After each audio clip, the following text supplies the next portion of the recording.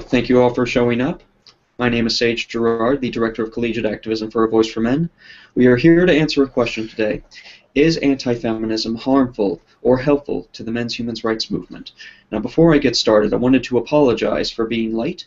We all had some technical difficulties to deal with, and understandably, this kind of thing tends to happen. But we're still going to be waiting on Glenpool to join us, and we're expecting him to come in during the discussion. So everything's okay now, so we can go ahead and get started. So we're going to start with introductions. First of all, Glenpool, who we are expecting later on, is the director of the consultancy Helping Men, UK coordinator for International Men's Day, and author of the book Equality for Men. Greg Andresen is researcher and media liaison for Media's Health Australia and senior researcher for the 1 in 3 campaign. Say hi, Greg. Hi, how are you going? It's great to have you, Greg. Thank you for showing up. Thank you. And then we have Paul Elam, the founder of A Voice for Men and A Voice for Men Radio. Say hi, Paul. Hello, everybody. Good morning. And then finally we have Dean Esme, the operations manager of A Voice for Men. Good morning, everybody. Hopefully Glenn will be able to join us soon. We don't want Greg to feel like he's being beat up on or outnumbered. So I do want to also go ahead and mention, again, thank you all for showing up today. It's much appreciated. So what we're going to be doing here is a semi-structured discussion. This is not a formal debate. What we're going to be doing is having a 6 to 7 minute opening from each person, and we're going to be operating on the honor system here, where we're not going to strictly enforce the time limits. If anyone goes over, they will have a gentle reminder that they've gone over time, but this is just going to be an entirely trust-based discussion. And once we go past the structured portion of the discussion, we will move to an open format, and then I will join that part of the discussion as well with my own ideas. But during the structured part of the debate, structured part of the discussion, I will be muting my microphone and let everyone have their chance to do their openings. So what we're going to do is we're going to start with Dean Esme, and we're going to move on and let the structured portion of the debate run out.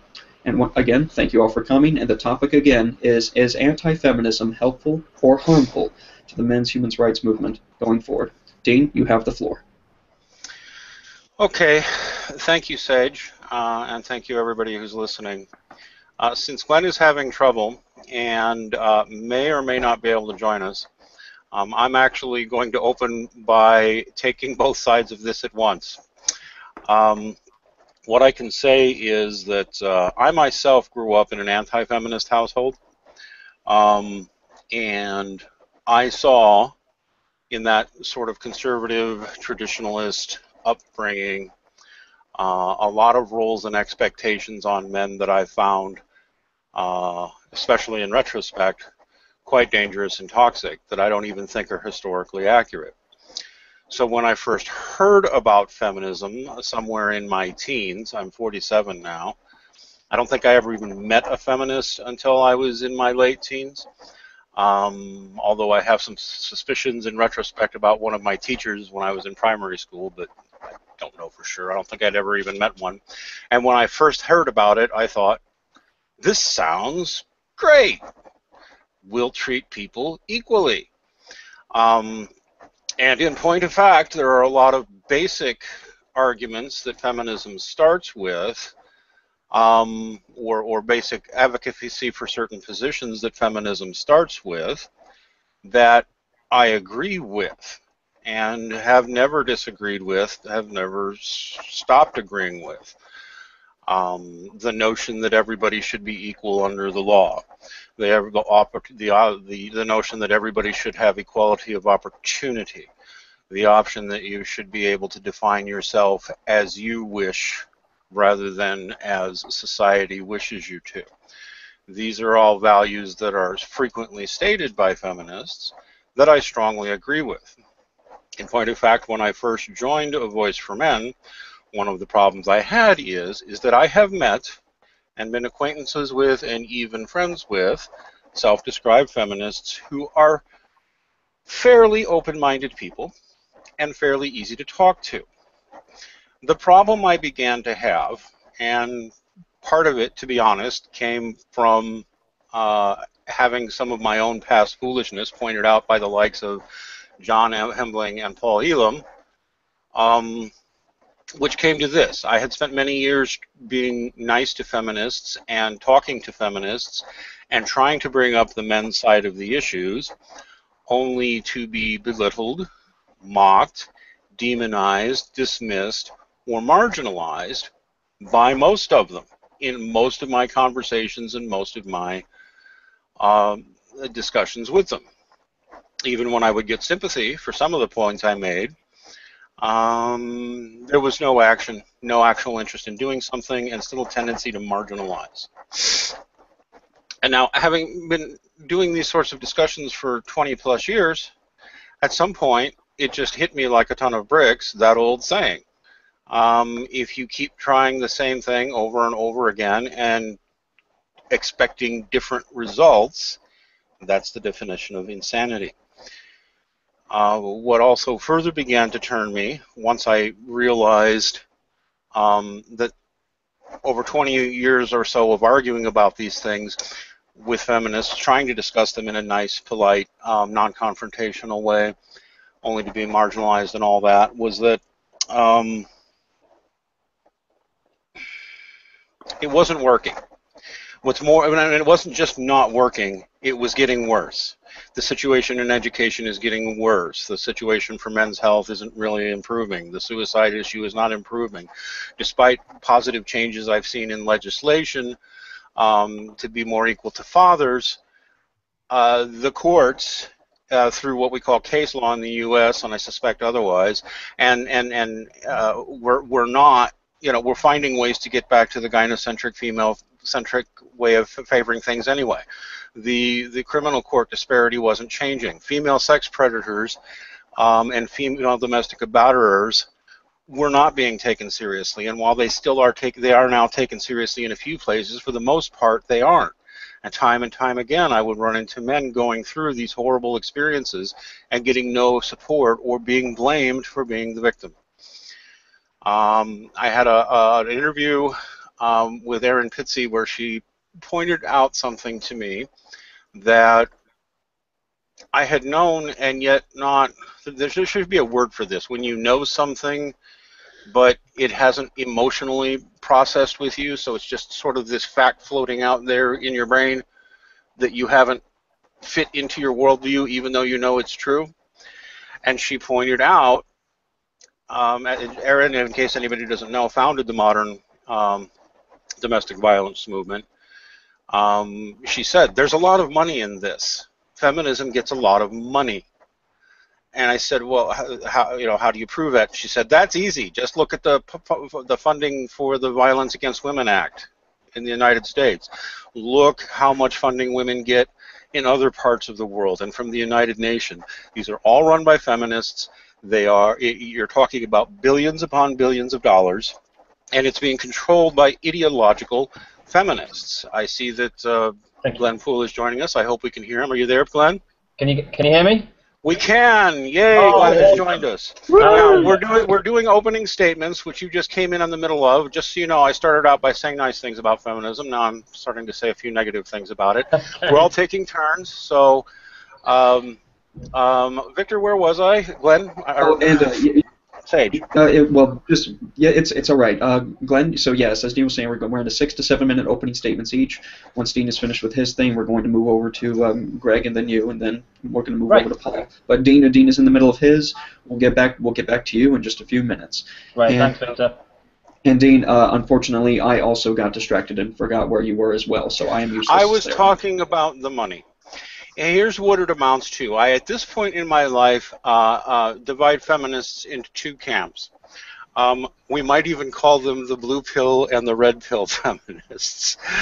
And the red pill feminists are evil. The blue pill feminists are your average woman who considers herself a feminist, has read a book or two, is generally a nice person, genuinely thinks about equality, and when you bring up a men's issue, she will listen. And she may even be willing to do something about this. She has no power, she has no authority, she controls no funding. I would liken it to being a member of, let's say in the United States, the Republican Party. You're a member of the Republican Party and you vote Republican and you think, Great, I'm a Republican, and nobody's paying me for that. I don't control any money. I just support Republicans and Republicanism. And great. Are you foolish enough not to think that there are people in the Republican Party who are receiving millions upon millions upon millions of dollars for the work that they do? Because there are, and they control that money. And the situation is much the same with feminists. When you have feminists running domestic violence programs, when you have them running anti-rape and sexual assault programs, when you have them running gender studies courses, when you have them in charge of government departments, which there are, whether conservatives are in power or liberals or leftists are in power, it's usually feminists of one or the other in the permanent parts of government in the United Nations who are running these things. You are talking about something that, you are talking about a movement or an ideology that controls billions of dollars or pounds or whatever you want to put it at worldwide. It's an industry. It's a big one with multiple facets and its tentacles everywhere. And much of what they advocate is outright evil. And much of it is lies. The notion that domestic violence is primarily a problem of men against women and children. It's a lie. The notion that sexual assault is primarily a problem of men on women or even men on other men. No, I'm sorry. It turns out women are much more likely to be sexual predators than anybody wants to acknowledge. State either one of these things and it's treated like heresy. But they are both true, and most government funds and even most charitable funds go to feminists who spread these false messages. This is toxic, this is evil, and being reasonable about it in my 20 years of trying has not worked. Therefore, while I don't particularly take much joy in being mean to people, I have found that being confrontational, unapologetic, challenging, and anti-feminist gets results. And if the question is trying the same old thing of being nice, trying to just be reasonable, trying to be polite, and trying to defer to someone else's sensibilities does not work. But refusing to respect those delicate ladylike sensibilities and actually challenging those in power with money controlling billions of dollars and calling them out for bigotry and hatred and sexism and misandry is bad, well, I'm sorry, I'm going to do it because I'm seeing results. I believe that should be all I have to say for now. I respect people who do dissent from me on this, but I'm genuinely curious to hear from them on a practical level, not just why they might think I'm wrong, emotionally or whatever, but what kind of results they're seeing with their approach, because I'm very open-minded about it. I yield the floor. Thank you very much, Dean. I appreciate your opening statement. Now, in the interest of just getting steps from everyone, we're going to move on to, I think we're going to go ahead and move on with Glenn. So again, it's great to have you here, Glenn. Thank you for showing up. Say hi to everyone. Hi, everyone. I apologize for taking so long to navigate the technical landscape and join you here. Thanks for waiting. I'm still very happy you got to show up. It's great to have you. Good. Now, so to remind everyone, Glenn Poole is the director of the consultancy Helping Men, the UK coordinator for International Men's Day, and the author of the book Equality for Men. So again, Glenn, you have 6 to 7 minutes for your opening statement, and I will now yield the floor to you. And if you go over your time, that's fine. It's not a formal structure. We'll just gently remind you that you're over, then we'll move the floor on. Thank you very much.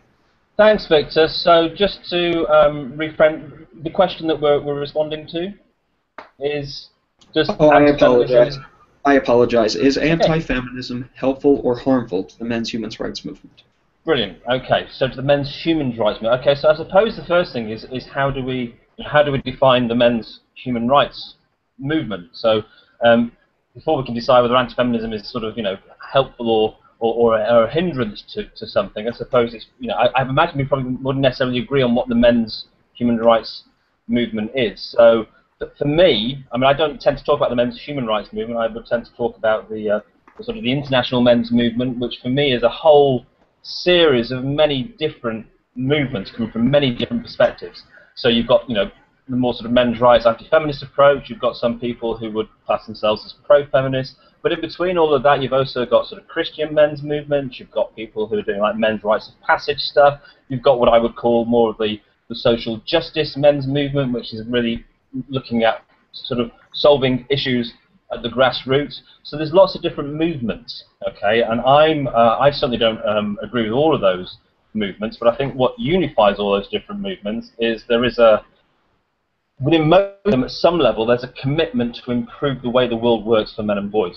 So that's where I'm coming from personally, is I'm a father of a daughter. I want my daughter to inherit a world that works really well for men and for women. And I have a particular passion and interest in what happens for men and boys, and have been involved firstly from a father's rights perspective, but more latterly looking at all men and boys issues in this field for 10, 15 years. So I'm deeply committed and passionate about us creating a world that works better for everyone, and within that, and I'm really interested in who's out there trying to improve the way the world works for individual men and boys, because there is absolutely no doubt, we can all agree, that there are key areas where men and boys are doing worse on average. We know what they are. We know it's about life expectancy. We know it's about the way that boys are doing in education.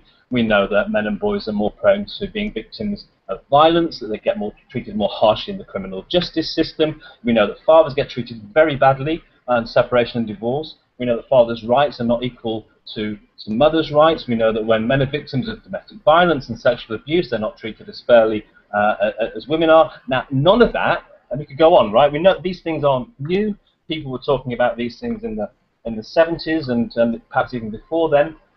Male suicide is one I failed to mention, but we know that pretty much every country in the world, more men commit suicide than women. And I know today in the UK that 12 men will kill themselves. And if there was no other statistic that we considered to look at why we need to do more to help men and boys, just the fact that in my own country, 12 men today will say, I've had enough, life doesn't work for me, and I'm out of here, that in itself, without all the other stuff, is enough for us to be concerned about making the world work better for men and boys. Now for me, and I think for everyone in this conversation, that particular argument that there's a problem isn't contentious. But that isn't the case for everyone. It's amazing in 2013 that you still have to, like, actually argue with people that there is a thing called a men's issue, or that there are areas where men's rights aren't equal to women's rights, and so on and so forth. So that's just to sort of set down the my personal commitment, and also to highlight, I think, the areas where we would have agreement, and lots of people outside of the anti-feminist men's rights movement would agree with a lot of those issues. Maybe not all of them, maybe some of them with more concern than others, but a lot of those issues actually aren't, in their own right individually, aren't contentious with a lot of people. They're accepted. People don't always see them as being part of one connected whole, though. So I think that we clearly, absolutely, need to do more to address all of those issues. It doesn't need to be in opposition to or instead of resolving the issues that women and girls also face. And the question is, well, how do we do that? It's through politics, it's through charity work, it's through having a men's movement. It's definitely part of the solution. Probably not all the solution, but it's definitely part of the solution. So then, if we accept, which, and this is what I would assert, we need a much more powerful and stronger and influential men's movement in the world to understand and resolve some of these problems, then does the anti-feminist part of that men's movement help us or hinder us in terms of building that movement and making it more effective? Well, I think, if we're honest, every part of the movement has the potential to both help and to hinder. And any movement that's interested in growth and development will want to be aware of what its strengths are, but also what its weaknesses are. Now, for me, I would call myself a non-feminist, only to distinguish myself from people who define themselves as anti-feminist or pro-feminist. What I truly am is an integralist. So I'm interested in how do we find ways of integrating all the many different approaches that people bring to helping men and boys, and having them all work as effectively as possible. Looking for opportunities where sometimes we can work together. Also being clear about times when we clearly can't work together, and actually just accepting that.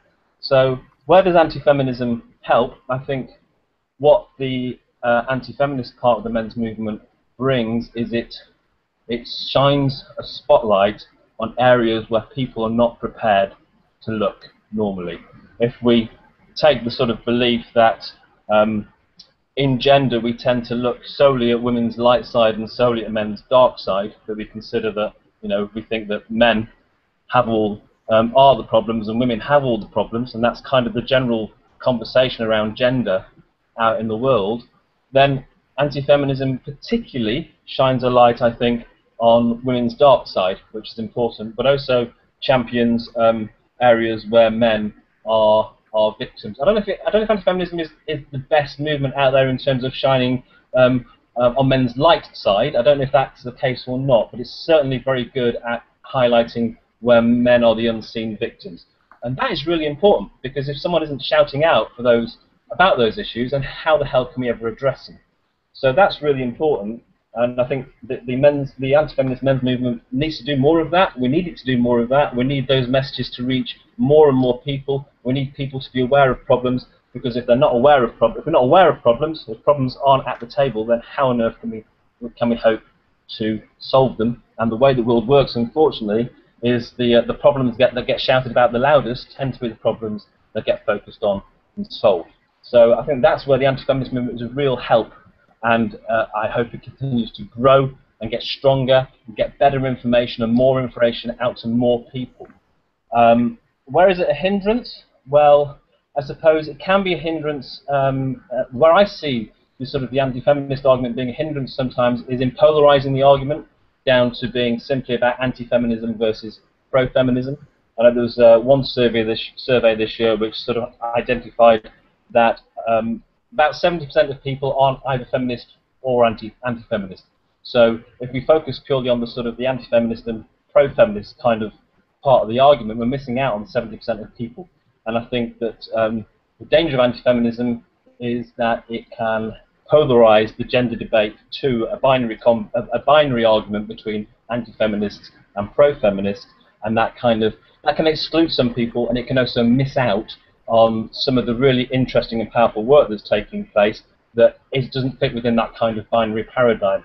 And also, I think there can be a tendency within I'm not having a go at anti-feminism particularly, it's just that this is the nature of the conversation. So if you look at, I think this is true of all movements, but if you look specifically at the anti-feminist movement, there can be a tendency to sort of come from that kind of you're either with us or you're against us kind of approach. So everyone who isn't the same as you gets categorized as being the opposition. I mean, barely a week goes by without someone labeling me a feminist, a mangina, a white knight, all that kind of stuff, and it's like, well, I'm not, but I get that you say I am, and I get that's happening to a lot of people. So there's that it can be that kind of anti-feminism versus pro-feminism argument can be exclusive and can repel some people from this very important conversation.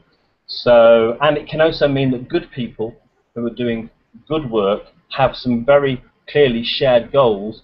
You lose them, or you miss out on the opportunity of having them as allies. So what I must stand for is the many different parts of the men's movement, getting better at knowing what value the different parts bring, and understanding the nuance. There's actually more than two colours. I hate to use the phrase 50 shades of grey, but there are many shades of grey in the men's movement, and the more that we develop the different kind of aspects and develop our understanding of the different parts of the men's movement, I think the more effective we can all get. I think there's lots of people who don't appreciate what the anti-feminist part of the men's movement brings, and they've got a lot to learn from understanding what you guys bring. And I think there's different parts of the men's movement that perhaps the anti-feminists don't understand. I think you guys have a lot to learn from them. So the more conversations we have across the men's movement, I think the more powerful our movement will become. And I think a big part of us becoming a powerful movement is to really value the good that each part of it brings, the strength that each part of it brings, whilst also developing an awareness of where we are, where we're weak. That's about it. Okay. Thank you very much for your contribution, Glenn. And we're going to move on to Greg Andresen. And again, Greg Andresen is the Researcher and Media Liaison for Men's Health Australia and Senior Researcher for the 1 in 3 campaign. So again, 6 to 7 minutes. Greg, you have the floor. Thank you so much. Thank you for having me as part of this fascinating discussion today. I grew up, I guess, in a household that was very much along feminist lines, and started going to university, and things that I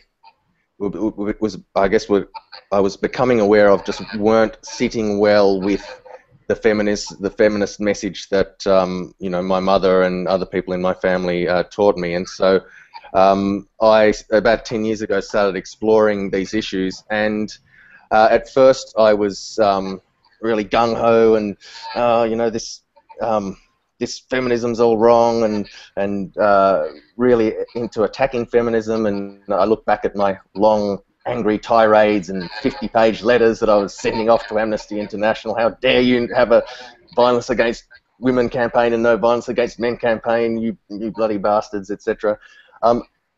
But I soon realized that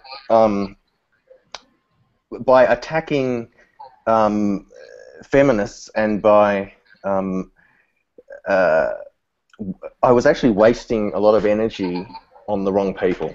So I came to realize that in terms of making the world a better place for men and boys, and at the same time not making it a worse place for women and girls, and hopefully making it also a better place for women and girls, it was more important to reach the general public, who, as Glenn said, 70% of them aren't polarized either way, than to waste energy on hardened radicals like you know, a lot of the feminists who have grown up with 30 or 40 years of this one ideological system, are very much never going to change their spots. They are, as Dean said, very much entrenched in powers, in positions of power, internationally and nationally.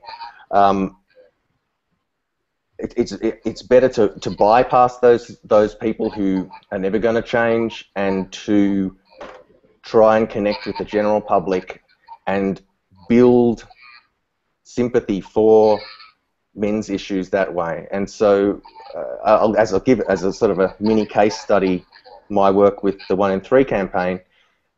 You couldn't pick an area which is more completely saturated with feminist ideology than the domestic violence or family violence sphere. If we were to, at the 1 in 3 campaign, attack that, I guess, put a direct attack on feminism, we wouldn't be included in any of the, we would be excluded from the discussion altogether. We would be ineffective, because the people who control the doors of entry into that world are, you know, by and large, hardened feminists. So for us to have a foot in the door, we have to be reasonable and not too aggressive, I guess. And we have to also remember, what is it we're trying to achieve? Is it more important for us, and I'm using the example of 1 in 3 again, is it more important for us to think about our core mission of helping male victims of domestic violence, or is it more important for us to attack feminism? And for me, it's more important that male victims of domestic violence who face complete discrimination, a complete lack of services, actually start getting some services, actually start having the police respond better to them, actually start having some media messages out there that show that domestic violence happens to men as well. That is our core concern. So for me, to be more strategic or practical, and to, I guess, not put noses out of joint in that sphere, means that we're actually able to get results. And we have just had last year the first time ever that an Australian government has actually acknowledged that men make up at least a third of victims of domestic violence, possibly more, and acknowledged, secondly, that they have been discriminated against and there has been a profound lack of services for them, and thirdly, recommending that the government take steps to address that. And we have achieved that only by, I guess, playing nice to some extent, never compromising our principles, never going along with any lies. If I'm at a meeting and someone says, "But hey, women make up 95% of victims," I will call that person out and I will give them the statistics that show that men are at least a third, possibly a half of victims, but not coming in too hard and angry, aggressive, and having the door closed on us in the first instance. Getting back to the general discussion, so away from that case study, I actually believe that. Can I interrupt for a quick moment? Of course. I apologize, Glenn. You're causing a bit of an echo. Can you mute yourself? Yeah. Awesome. Sorry, And, Craig. just a quick time reminder as well. Okay. Have I reached my 6 minutes? You're a little bit over, but it's okay. You can keep going. Okay. Yeah, please let him continue. I will make a brief point that I also agree with what Glenn was saying, that all the strands of the men's movement are important, and that just because I have chosen in my work with 1 and 3 and in some other areas to play nice or toe the line, but uncompromisingly, in order to get a foot in the door and make some change, I see that the work that A Voice for Men and other men's human rights movement activists are doing is equally important. If no one was out there doing the work that you guys were doing in terms of really shaking things up and really calling out the worst of feminists' lies and the worst of the worst results of the feminist project, then the world would be a worse place for men and for women. And so I really think that we need both strands working in parallel. We need people being really confronting, and we need other people working from within the system. As long as we're all working for the same aim, which is to make the world a better place for men and boys, and this is really important, and not to make it a worse place for women and girls. I have a mother that I love, I have a wife that I love, I have a daughter that I love. I don't want the world to be any worse for them, but I have I've lost count of the number of men I've spoken to whose lives have been utterly destroyed by the family court system, by the lack of services and support for male victims of domestic violence, you name it, on and on and on. And that is the area in which I work in and I'm passionate about, and that is what I think needs changing. Thank you. Thank you very much, Greg. And I always hate having to prod people about time, but I'm very happy that you got your point in there, and it's great. Again, it's great to have all of you here. And now we're going to move on to finally Paul Elam, founder of A Voice for Men and A Voice for Men Radio. So thank you for coming, Paul, and you have the floor. Thank you very much, Sage, and thank you to everybody else for showing up. This is a fascinating discussion, and I think it's a very important one. Perhaps not too important, because I think at the end of the day, social movements run their own course. They're sort of like large ships that turn and sometimes list and sometimes move slowly, and they're not particularly guided by a central idea. Other than perhaps in this case that we do want better conditions for men and boys. Glenn, I want to say I understand your frustration completely. I get called a man giant and a white knight too. Believe it or not, it happens. My experience of this is different. I'm probably the oldest guy in this crowd, which is no great thrill for me, but I am old enough to have, I don't think I heard the word feminism until I was 19, 20 years old. I was raised in a very traditional environment. I was raised by traditional parents in a traditional military family with very strict gender roles growing up. And I have seen the world change since then. And I think part of what we're witnessing and what we're part of is that there was a tremendous revolution for women that really started in the late 60s. And has progressed on into something maybe a little different than what it started out as. But what we've seen happen is that gender roles for women have changed drastically over the last 40, 50 years. They have not changed so much for men. And what we've seen from men is a movement. I agree with Glenn that there is somewhat of a matter of semantics here. What he calls a international men's movement, I call a men's human rights movement. But overall, I think it's just part of a larger men's movement. I think that the pickup artist community is part of a men's movement, that the game community is part of a men's movement. MHRAs are, and non-feminists are, and feminists are, all part of a men's movement that is a reaction to the changes in attitudes and customs that came from gender feminism. And all of it is interrelated in some way, even groups that are oppositional to each other.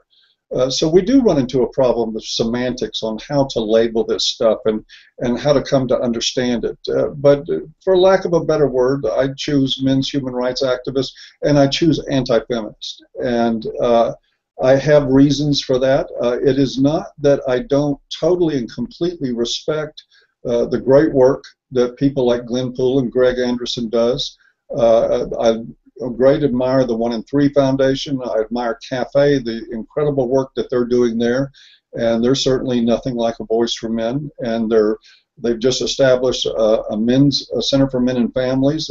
That's a really great feat and accomplishment. And also, I'm going to brag a little bit, thanks to a lot of a Voice for Men readers that helped them with that advance. So there is crossover here. There is some differing camps, but essentially we're all men reacting to a different world that we're living in, each in our own way. And anti-feminism, I would say, is a part of that. That's inseparable from anything else.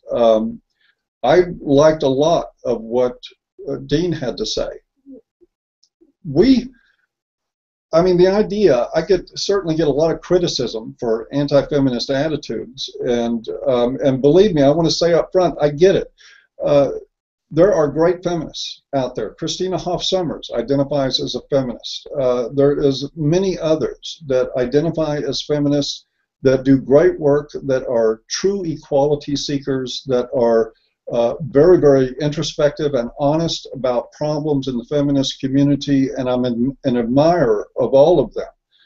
On the other hand, what we have to deal with in this culture, I believe, is the real feminism on the ground. That when Glenn was laying out all the issues, suicide, homelessness, discrimination against fathers in courts, problems in education for men, I was listening to all those and nodding my head, and I could not hear a single problem in which gender feminism, as it's practiced today in our institutions of higher education, in our systems of governance, in our courts, in our media, there's not one of those problems for which gender feminism is not a primary obstacle in order to find solutions. Part of the problem for me is that we do need to be rigorously honest about what the problems are. Now, that doesn't mean that I think that every men's advocate needs to be an anti-feminist, but we have an anti-feminism movement because it's warranted, because feminism is, if it ever was, is no longer about equality. It's about control and governance. It's about control in our academic institutions. And most importantly, it's about control of the cultural dialogue on sexual politics. It is about creating a form of PC by which we keep people in fear of speaking because feminists have managed to equate their ideology with women itself, which is certainly not the case. There are lots of women anti-feminists. Feminism is an ideology. It is not a demographic group of people. It's not a sex. It's not our work is not about being anti-woman. We attract lots of women to A Voice for Men. Some of our most prolific and strong writers at A Voice for Men, and some of our most industrious activists at A Voice for Men are women that work with us on raising consciousness. quick The timer. reason that anti-feminism is so important is because we need to change the dialogue. That's the big problem, and that's where I think A Voice for Men is headed. That is the main focus of our work, is that we need a different discussion. And if all of us have to go into discussions about gender politics, acknowledging patriarchy theory and agreeing with concepts like rape culture and all these things that I believe are just ideological concoctions that hinder men from finding solutions to their problems, then we're not going to get anywhere. I know I'm running out of time. I'm going to take about 30 more seconds to say one thing. Earl Silverman worked for 20 years in Canada to establish a home for abused men, and ended up tragically taking his own life after 20 years of really dedicated work, and as not somebody that attacked feminists head on, but who just sought to get support for the idea that there were men in trouble in abusive relationships that needed help.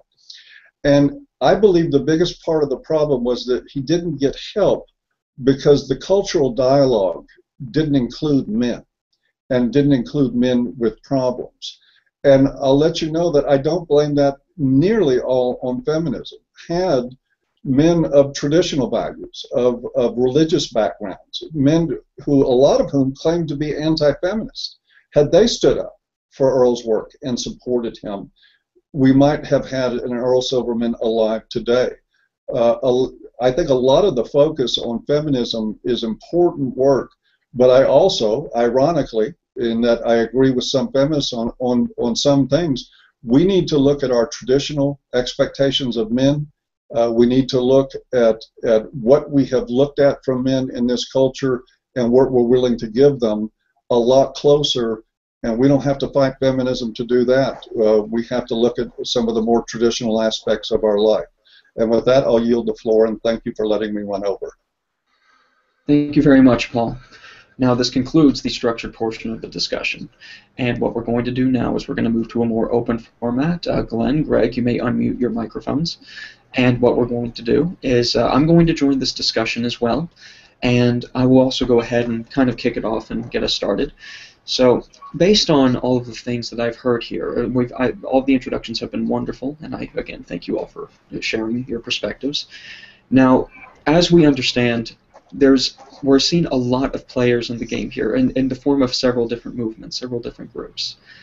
And we even see these divides within what a lot of people have formed as a dichotomy between a men's movement and a women's movement, particularly feminism versus men's rights activists. But of course, it's a lot more complicated than that.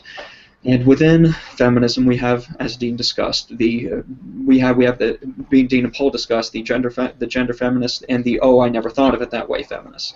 And I think what's really important to note is when Glenn was discussing cooperation, I think that in participating in the political process, it's very important that no matter what happens, there is an open forum for ideas to compete. And what I've noticed, just from my own perspective, is that there are some ideas that are not really that gray. I disagree with Glenn on one issue, that there are some issues that are just mutually exclusive, and there's some issues where we have human rights advocacy and believing in power over one's own life versus those who think that, frankly, people need to be taught or controlled into certain behaviors. In my mind, these are mutually exclusive, and it is not easy for them to cooperate in a political sphere. But it is my hope that they both will have the capacity to speak to one another.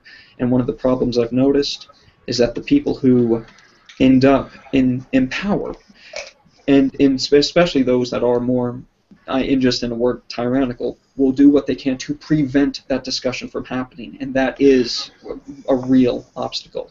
So what do you all think about this? I'll open the floor.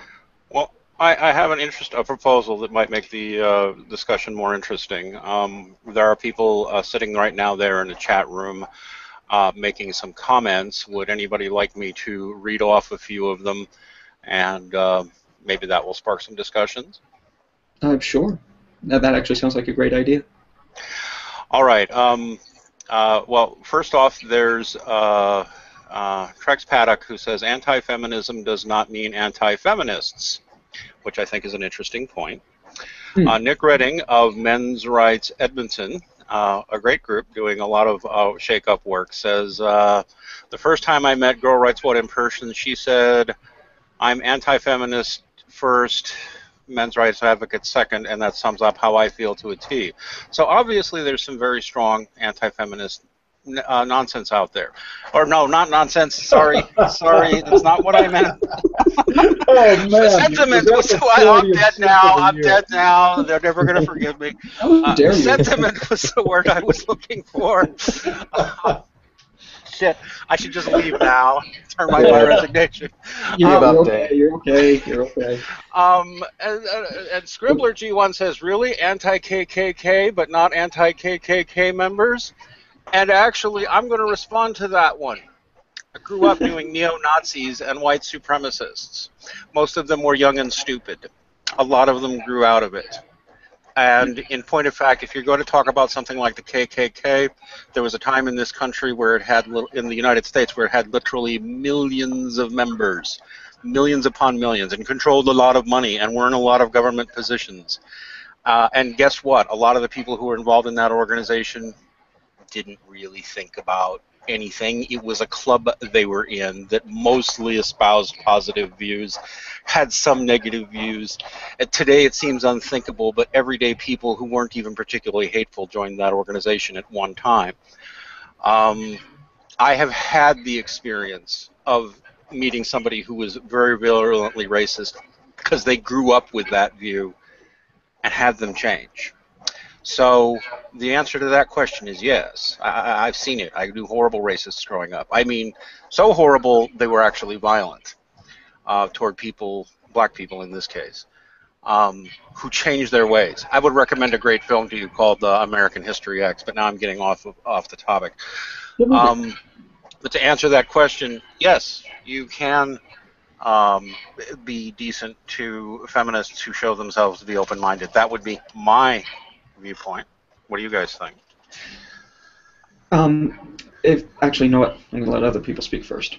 Can I respond on that? So I want to link a couple of ideas together. I think what you were saying, Victor, about what I would call sort of the libertarian approach and the more authoritarian approach, which you get on both the left and the right. There's lots of different approaches, and on first view, we make, as people who care about men, we may categorize certain viewpoints as being sort of, more or less anti-men or not interested in men.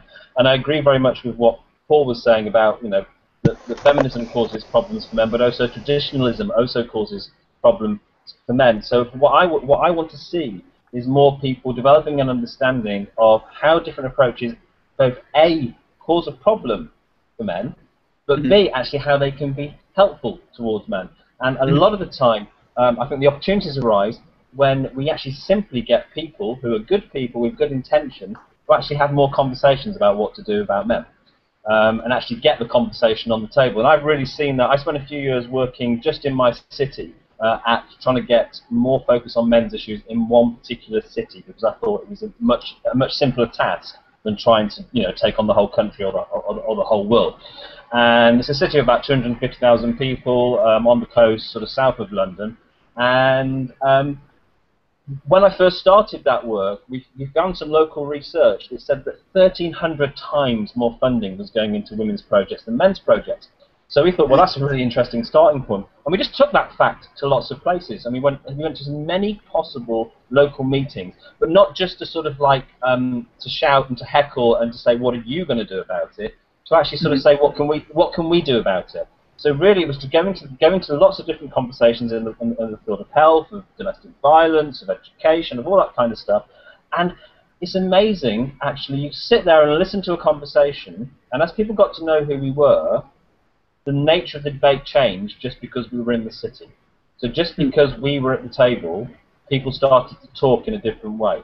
because for a lot of people, their intention is good, their intention is to help all people, they just have this huge blind spot for men and boys. So I think sometimes if we take a step back and actually work from the assumption that people do want to help, that politicians do want to make the world better for people, that that people working in the health service or in different parts of the government do want to, people working in education do want to educate kids, people working in health do want to make men and women healthy. They're just failing to do it a lot of the time, not because they individually are anti-men or excessively pro-feminist, but because they're working in a culture which somehow collectively we created, where we have this huge blind spot for men and boys. Like, men and boys have got it all sorted, they have no problems, they don't need help, and we all conspire in that in different ways. So I think there's great opportunities to be had just by simply getting people to think about men and boys issues. So the more we can actually get these conversations on the table, I don't want to change all conservatives or all libertarians or all Christians to a certain way of thinking. I want them still to be Christian or libertarian or conservative, but I want them to have a conservative approach to helping men and boys. I want them to have a libertarian approach to helping men and boys. I want them to have a Christian approach to helping men and boys. I want them to think about our issues and give them the space to work out what they're going to do about it. So that's kind of where I'm coming from. I actually agree with you wholeheartedly on that subject. Just consistent with the whole open marketplace of ideas concept. There was a one thing I would like to mention is that I come from a very Montesquieuian perspective when it comes to political science, and Montesquieu was somebody that advocated making sure that no one idea becomes too powerful, simply because if it does become too powerful, it enters a position where it can keep other ideas from even. It's kind of like a monopoly of ideas, and you want to avoid that. And in terms of that blind spot you were talking about, I was very happy to hear that you got your foot in the door the way you did, simply because you were able to have that discussion and you were able to get in and talk to people. And I'm a little concerned about how to handle the situation about when people willingly maintain the blind spot, people show them evidence and they just ignore it. And it's one of those things where, even in my own family, I, of course, can't get too specific on that for obvious reasons, since this is alive and public, but just within my own family, I have brought up the subject, and I said, well, men are raped more in prisons, for example, and the response I got was, well, those don't count. And I'm not kidding. Right. That was the response. Those don't count. I mean, another one I said was, there's this I think it was a 13-year-old victim of statutory rape, and the response I got was, oh, well, he had to have been seduced. He couldn't have been raped because men can't be raped. And yeah, no, I don't think that ever happens. And it's this. The problem is not only just the blind spot, but the fact that just this aversion to talking about the issues, and this unwillingness to take in the information. At that point, there is a point where, after doing this so many times, to borrow a phrase Paul used a long time ago, you end up on a broken record. It's just something that repeats over and over and over and over again and never stops. So if there's no real discussion to be had there, what do you all think would be a good way to circumvent those issues? Would being harsh be the best way to do it, or do you see other strategies that might be helpful? Greg, what do you think? To take a shot at addressing some of that. I think that we have the formula now, finally. And I think that places like A Voice for Men are a part of that. And I'll tell you why. For the same reason that I think that Malcolm X made Martin Luther King a lot more palatable for people. We do have a cultural problem with people being unable, the cognitive dissonance. As Dean talked about, that idea that floats out to the side of your head that you just can't, finally get in and wrap your mind around it.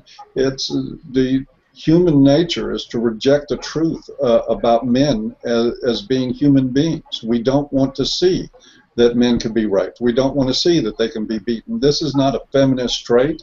It's not a traditionalist trait. It's a human trait. Human beings need men to be the producers and providers and protectors of society, and since that is ingrained in us, we are psychologically wired not to see them in need, and when we do see them in need, we are wired to disrespect them and to look at them as bums and losers. That's what we do.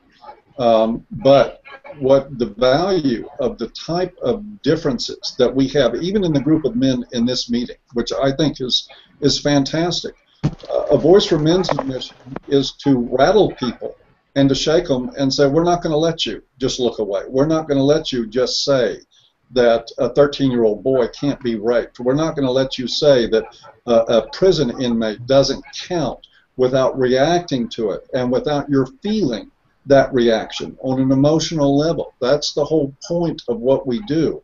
And I hope, because, you know, regardless, I don't agree with a lot of things that Glenn says. I'm sure I don't agree with a lot of things that Greg says, or even Dean or you. But the point is that I want Glenn and Greg out there to be an option for people that don't want to deal with the anger that is starting to rise up as men are starting to recognize the real nature of their problems. And I think that that's the purpose we serve. And I look forward to the day that I can retire and that people like Glenn and Greg and others can take over this whole thing and have a society that's responding to the things that they're trying to do. And that's my answer to that. I'd like to make a quick observation. I think one of Paul's most pungent and thoughtful observations on that is that if people will not hear men's pain, they will hear their anger. So it's one that I've used many times since then. I'm curious what Greg thinks, since we haven't heard from him much since we started the freeform. Yeah, look, I just wanted to make 2 points. One, in response to Victor, how do we get people who have this blind spot or are willingly turning away to see the issue or become more compassionate? One way that I see is useful is, wherever possible, referring to boys instead of men, because I do think that whereas, as Paul says, we're almost hardwired to avoid or men's suffering, we are, all men and women, hardwired to respond sympathetically to the suffering of children.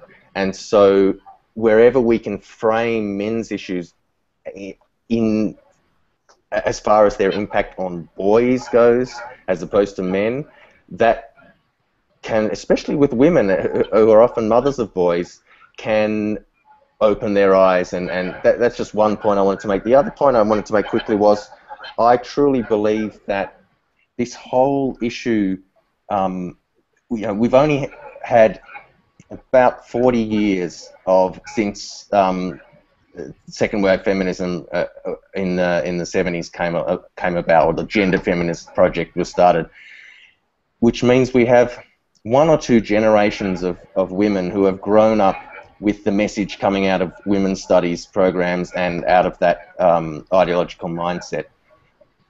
Since then, we actually have a post-feminist generation of young men and women, and I'm contacted regularly by young men and women who are now going through university, going through high school, who are, think that the gender feminist perspective is just, mind-boggling. They've grown up in an age where men and women are equal, and they just can't understand this idea that women are perpetually victims. And I believe that we will see a tipping point once those couple of generations of women who are now entrenched in power move on, retire, and die, that this whole issue will actually become a historical artifact, and this tipping point will come where these issues will, there's a waiting game to play, and we have to, we can't just sit back and wait. We have to be as active as possible. But that was just another little point that I wanted to make. And yeah, thank you for that. I think that a lot of this stuff has been set in motion. Even if a lot of important figures were to suddenly disappear tomorrow, we are still, men's issues, I think, are in this process where they're becoming more and more salient on their own anyway. And I've started to notice I've just started to notice men's issues are starting to get discussed. everywhere, and just in terms of not just in men's rights organizations anymore, but we've been starting to see more mainstream exposure, not much, but some. We're starting to see signs of life, and I think those signs of life are very important. I've seen those signs of life even in my local community, which has been extremely wonderful news for me since I've never seen it happen before up to now. And I think that to kind of bring the overall topic question kind of back into the forefront here, is anti-feminism helpful or hurtful to the men's human rights movement? I would say I'm just going to go ahead and take the strong position that yes, it is extremely helpful simply because of having the extra position there. But also, to borrow the perspective of Jonathan Taylor from A Voice for Male Students, that the real major battle in this discussion is going to be in academia, where a lot of this stuff is being taught and passed down to younger generations.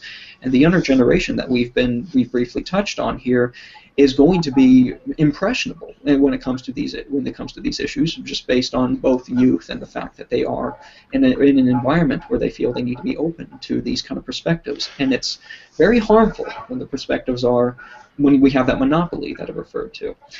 And I think that in these circumstances, anti-feminism takes a very useful form in academia, looking at feminist philosophy, how it's implemented in curriculum, and actually having a way to get some peers in a peer review process that frankly see the other side of the story and can actually add more objectivity to the evaluation of these materials that are getting passed to the textbooks, they're getting passed to interviews with the mainstream, and can in some way correct this infectious message that is completely one-sided, that hurts everyone. So I just think that it's important to note that. Toward that, I'd note that there is a group in academia. I think it's Miles Groth who's spearheading it, but he's certainly a major player in it, called New Male Studies. I've noticed in talking with Professor Groth, I can never remember if it's Groth or Groth. I think it's Groth. It's Groth. He's very careful never to say anything to offend anybody, yet he's getting stuff out there into the academic and peer review process. So I wanted to acknowledge his contribution and to say, stuff is coming in academia. I'm also going to continue reading a few comments. Here's Nick. Nick's playing You're in My Tune, Paul. He says, you know how I got my foot in the door? By being rude. That's how I got in the papers. That's how I got coverage, by being rude. And I think there's some real truth to that, guys. Yeah. I mean, but on the other hand, again, I'll be the equivocating Jesuit, as it were. I'm not sure everybody has to do that. I think I'm really sure that not everybody has to do that. Matter of fact, I think it would be a horrific mistake if the only efforts to address men's issues were anti-feminist efforts. That would be, I don't see that at all. I would like to interject something here, only because I have not heard this perspective shared often. I really do think that in any discussion that you're having, that especially if it's something that's going to be read by a bunch of people, audience matters. That what your message is tailored to an audience in order to elicit, I guess you could say, get people talking, get people thinking. And being rude has definitely given us that foot in the door, and it has definitely caused interest. The way I think about it, it's almost as if several decades of a one-sided discussion on gender issues was essentially akin to pouring gasoline over the planet, and when somebody went, hey, wait a fucking minute, essentially the entire thing just went up in flames. Flames of passion. We finally ended up seeing an explosive growth in men's issues once people started to really strongly get their views out there. And I wanted to add one more thing, because I think this is extremely important. And I've actually brought this up in an interview with Paul way back, I think back in May. I discussed a political science concept called the median voter theorem, where essentially if you have a kind of a ideological dichotomy, which is arguably oversimplifying things, you end up with a kind of, you see a kind of dynamic where people polarize first, then compete for the people in the middle. So when people really are deciding on their opinions and they're getting polarized, eventually we start to see a bunch of people who don't know where to sit. They don't identify with being amateur, they don't identify with being pickup artists, they don't identify with feminism, they don't know. They just are watching the whole thing, wondering what's going on. And in my experience, these tend to be very kind of fickle people. They're indecisive, and eventually, I don't think that. I think it is helpful to greet them with the same immovable object kind of approach when they are having that blind spot that they're not going to get rid of. But if they are open to the issues, then I just don't see why it's necessary to be rude to them. I don't see why it's necessary. I think it's necessary to do it to the people who are willfully ignorant. Let me make a point here, and I'll bet everybody has something to say about this. Now, Scribbler G1, who obviously also takes the very strong anti-feminist position, and he may feel I'm picking on him. I'm not, dude. Seriously, we just have somewhat of a disagreement. He says the Southern Poverty Law Center makes AVFM a hate group, yet some here think, well, and some here seem to think we are winning. LOL. Given this question, whose shit does AVFM want to fuck up? First off, I'm going to answer Scribbler on this one. AVFM has more readers than SPLC does at this point, by a considerable margin. So something's happening. In fact, I'll tell you bluntly, and I bet you Paul will agree with me. Thank you very much, SPLC, for listing us as a hate group. You brought more readers to us than any other source, and we're more powerful than ever. Arthur Goldwag, you money-grubbing whore, please keep writing about us.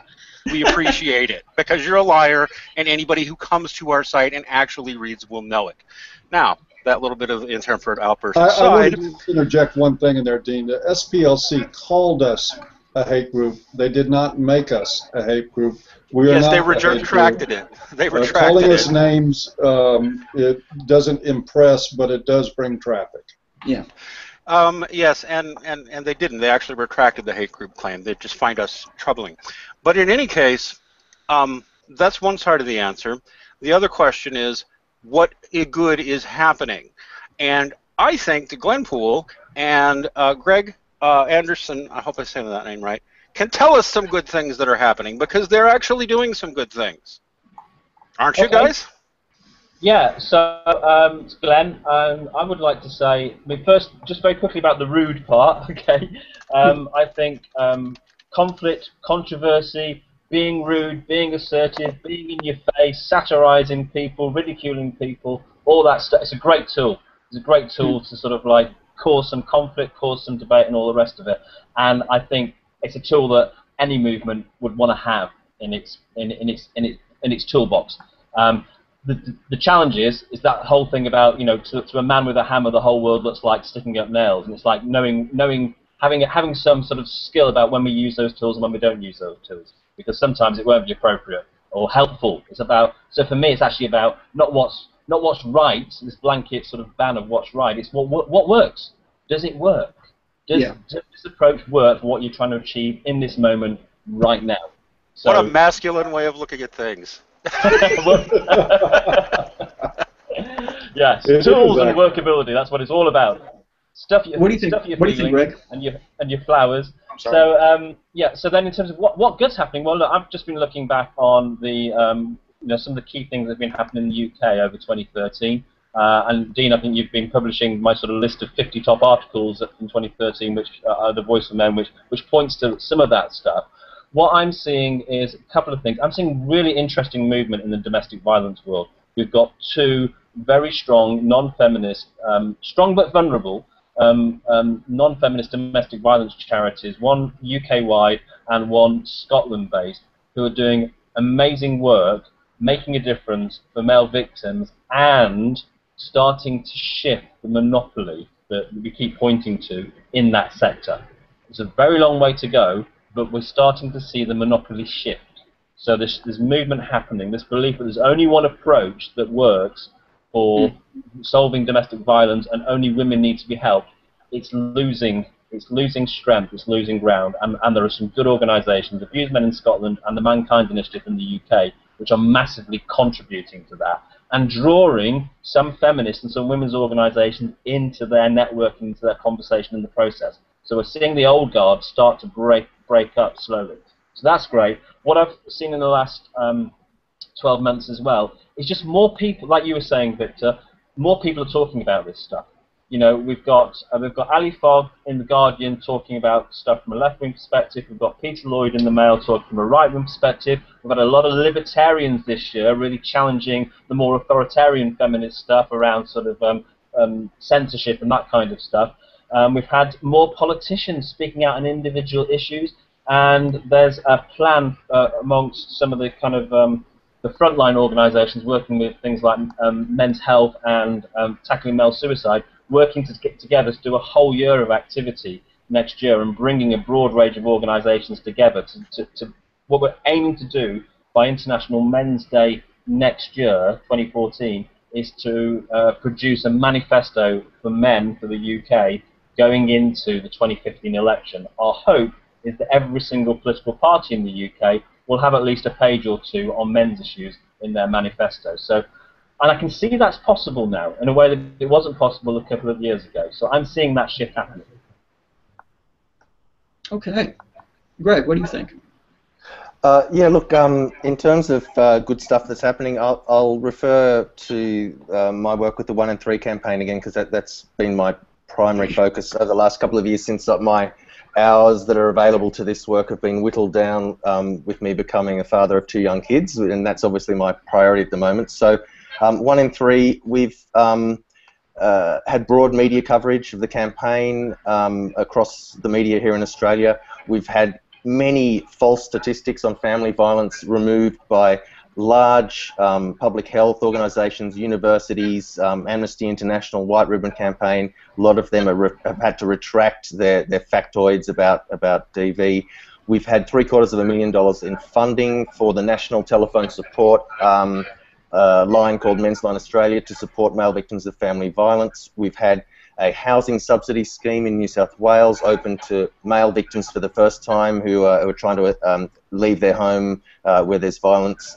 We have had the groundbreaking New South Wales Government report that I referred to, recognising that men make up at least 1/3 of victims and that they haven't been able to access supports and that the government needs to get off their arse and do something about it. We have had, most recently, the largest national survey, very, very expensive survey of 20,000 Australians, representative survey on their experiences of violence.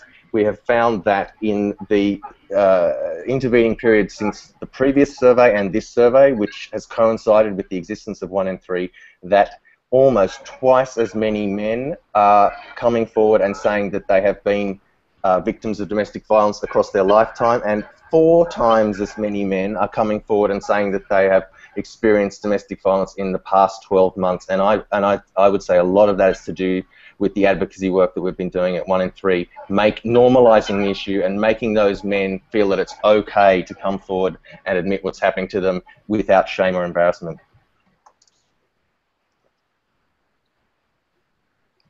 I do notice that there is a lot of truth to the notion that when one person speaks, it's easier for the next person to speak.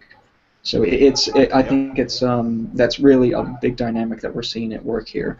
But if you don't mind, I'd like to make a quick shout out to Barry Williams and the Lone Fathers Association, which is another Aussie group. I don't know if you're familiar with them, Glenn, or Greg, but I hope you make a point of doing so. They're doing some great work down there in Australia on men's issues as well, especially the domestic violence issue. So if you don't know who Barry Williams is, please see me after this, and I'm going to get you in contact with that man. Look, we work regularly together. I actually gave Barry an award at Parliament House a couple of weeks ago on International Men's Day for his service over the last 40 years to the men's movement in Australia. So absolutely aware of Barry, and we work with him quite closely. Awesome. Sorry, Victor. Sage, if I could make a suggestion, please. We're running into quite a bit of time on this now. Perhaps we could give everybody a couple of minutes to sum up and then go ahead and close, so we're not keeping everybody. We're stretched out across the world right now between the U.S. and London and Australia. Yeah, I'm sure people got to go to work, get back to life. All right, so I guess in that case, we'll go ahead and we'll leave a couple minutes for each person for concluding statements. I'll go back to my position and just step out of it, and I'll let you guys take care of it. And but I do want to thank you all for this wonderful discussion. I think that these kinds of things help us really get a better understanding of the bigger picture of the audiences at work. So with that, I think we're just going to go ahead and to pick somebody at random. Glenn, would you like to start with your closing statement? Great, thanks, Vic. Thank you for facilitating so excellently, by the way. When I got interested in all men and boys issues rather than just fathers' rights issues, which is where I came from, I decided that I wanted to try and build myself a dynamic network of people all over the globe, particularly the English-speaking world, who are committed to improving the lives of men and boys. I didn't want them to come from any one perspective. I just wanted to find people who are passionate and who are making a difference, because I felt from having that network, I would be part of a community that would be just enriching and sort of would help me in my understanding of how do we solve all these many complex different problems that men and boys face. As a result of that, I've met Greg in Australia and been to speak in Brisbane. I've met you guys, Dean and Paul, working with A Voice for Men, and I've met many other people besides. What I take from today is I'm just so proud and privileged to be part of this awesome movement, whatever we call it, that is building and growing around the globe. My life is richer from knowing you guys, and my sense of optimism and my sense of empowerment and ability to make a difference is enhanced by being connected to all of you guys. So I just want to say thank you. I love what I've heard today, because the thing that what I'd like to take most from today is a willingness within our movement to speak to people from different perspectives, to be able to say, do you know what, I don't agree with a lot of what you say, but you are part of the same movement as me, and I want to hear what you've got to say. And I think we are all pushing in the same direction, even if we're coming at it from different angles. And the more people there are pushing in the same direction to solve the very clear problems that men and boys face in the world from as many different perspectives as possible, I think that benefits us all. So, and I think this conversation is a small part of that broader movement. So thank you. I've enjoyed what I've heard today. Thank you for making it happen, and thank you very much for giving me the opportunity to be part of the conversation. Thank you very much, Glenn. We were so happy to have you, and I'm very happy that your technical issue got worked out. Yeah, cheers. Oh, all right. So, Greg, why don't you go next? Okay, so is anti-feminism helpful to the men's human rights movement? I think from this discussion today, I think it certainly is helpful, but I think, as Paul said earlier, it alone is not enough, and so I think we need anti-feminism, but we also need the multiplicity of other approaches, and only through that diversity and a diverse, healthy men's movement will we get the best result for improving the lives of men and boys across the globe. To that end, I think we need to try and build as many bridges between those different strands as possible, be respectful to one another, to possibly agree to disagree where that has to happen, but the more we can work together for a common aim rather than working in our own separate camps, the stronger we're going to be. And thank you so much for having me as part of this fascinating conversation today, and I hope that this discussion continues. And I think it will. I think the fact that this discussion does happen is a wonderful thing. Thank you, Greg. And Dean, yes? Dean, I can't hear you. Sorry. First off, in closing, I want to repeat and shout out something. Paul will have the last word, obviously, but Glenn Poole. One problem with Glenn Poole is that if you Google Glenn Poole's name, you get an English footballer. What's the best website to go check out you and the work you're doing again? Equality for Men. 4 is a number. EqualityForMen.com will get you to my more men's rights focused stuff. Awesome. Go check that out, everybody. And Greg, you're with Men's Health Australia and the 1 in 3 campaign. Where's the best place to go and find you? So it's Men's Health Australia, all one word, .net, or 1 in 3, letters or numbers, doesn't matter, .com.au. Awesome. And I'm just going to do the thing that's few of my buddies are not going to like. I'm going to say to any feminist who's listening, if you approach me on Twitter, you approach me in email, and you say, I want to talk because you've made some points that I think are valid, I will listen to you, and I will try to have a respectful dialogue with you. I will just challenge you if you hit me with ideas like patriarchy, which I reject completely as an invalid concept. The notion that there is a rape culture against women, which I reject completely as a concept. But if you want to approach and talk to me as a genuine equal who wants to share ideas, I'll still do it. Some of my friends won't. I will. DeanAdaVoiceForMen.com. Anyhow, that's it for me. Thank you, Dean. And Paul, it's on you. Thank you, Sage. First, let me say thank you again to I think, a great group of men that are doing some very, very valuable work. I think what I want to close with is to say that I want to address something that Greg said, and actually that everybody said in this discussion that I think is so critically important, and that's the importance of a changing environment where men who are struggling and are in trouble and are in pain can seek help for it without shame, without rejection, without being told that they're weak or inferior. And what I also want to add to that too is that if we're going to listen to the way men feel, we also need to be willing to listen to their anger. Anger is a healthy, normal reaction to marginalization, to being pushed aside, to being ridiculed or shamed, or to being treated unfairly. It is a very healthy reaction for people to be angry. And we still, unfortunately, I think in this movement, and I include myself and everybody in this, that we have a tendency to do a lot better these days about encouraging men to speak up about their pain and about the struggles that they're in, but when they're angry, we still have a tendency to want them to shut up. And I think if we really want to combat the more negative aspects of gender roles for men, that one of the things that we're going to have to get over is our aversion to men being angry.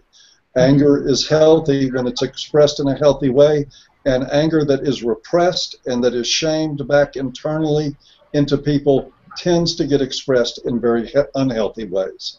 And one of the ways that we can encourage healthier men is a healthier expression of anger. And that's part of what we're standing for here. The other thing I wanted to say before we close is that we have some positives from A Voice for Men, too. I was really enjoying listening to Glenn and Greg talk about the incredible things that they've been doing and what's continuing. I want to also reiterate to people now that in June of next year we are having what I think is an unprecedented, in terms of size and scope, Men's Issues Conference in Detroit.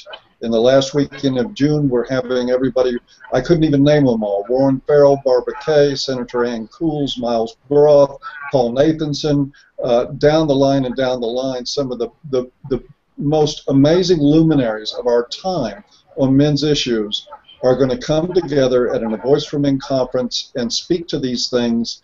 And I think these are people that recognize, well, and I'm sure not all of them would agree with everything that A Voice for Men does. They do recognize the necessity for men to start expressing themselves about things that are affecting their lives and to often do so unapologetically.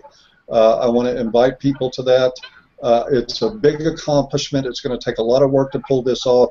But I think it's really going to be a great benefit in terms of getting the message out there.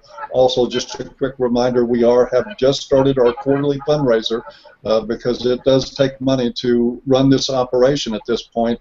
If you've got a couple of bucks to kick into the change jar, please visit avoiceformen.com and do so. Lastly, I just want to again thank Glenn Poole, Greg Anderson especially for participating in this. I'm a big admirer of what you guys are doing, and I hope that you continue to flourish at it and do many great things in the future. And that's it for me. And to reiterate, yes, thank you all very much again. And any last words before we conclude? All right. Well, thank you all very much, and you all have a wonderful day. Much appreciated.